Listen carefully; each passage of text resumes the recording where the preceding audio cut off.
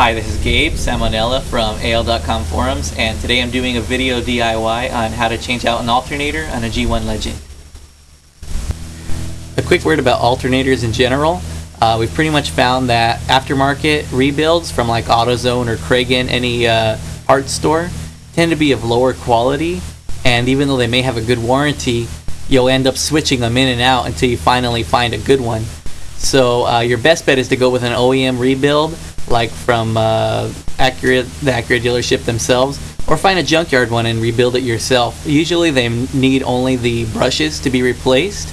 You can test them to see if they're any good, and if they need like a voltage regulator or anything, that's easy to get too. So those original alternators are very good units, so if you find a good one, stick with it. Don't toss it out. Okay, so the first thing you're going to want to do is obviously disconnect the negative battery cable from the battery. Never ever do any work onto the car's electrical system, especially the alternator, with the battery connected. So the next step is to remove this plastic belt cover. It's bolted in 3 places, here, here, and here. And it's just regular 10mm bolts.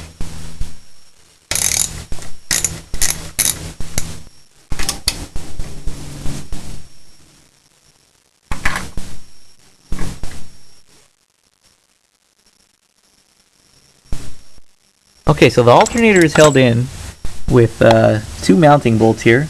It's 14mm here on the front side towards the radiator.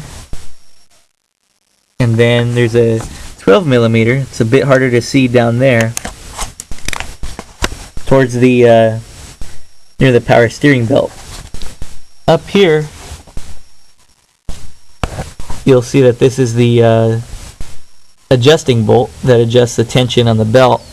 Okay, so now go ahead and break loose the 14 and 12mm bolts you got on here. This 12mm, be careful because it's at a weird angle with this this belt in the way. So go ahead and deflect this out of the way when you put your socket in there. Just make sure that it's nice and flush on the bolt, because if you slip, you're going to strip it and then you're going to be screwed.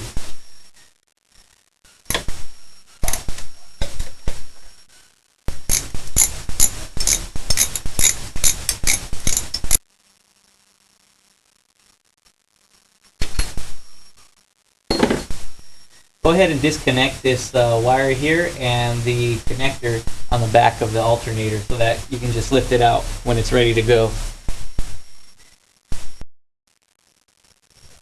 Go ahead and remove this engine hoist bracket to make life easier on you.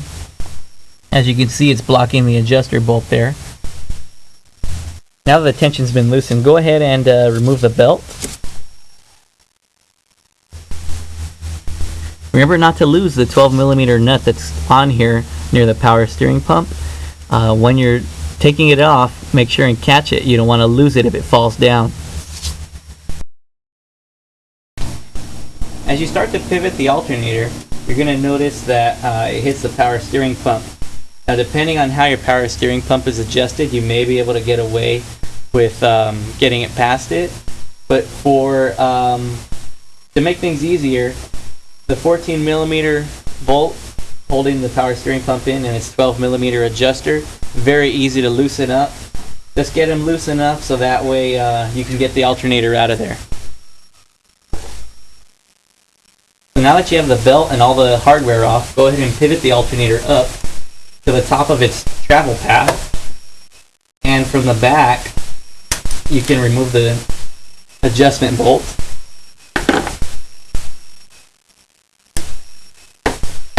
And begin to remove the alternator.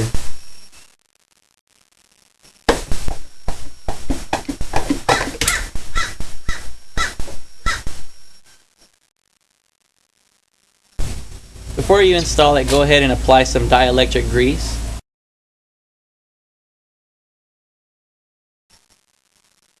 Use a rubber mallet to try and get this alternator wedged back into its pivot point here on this mount.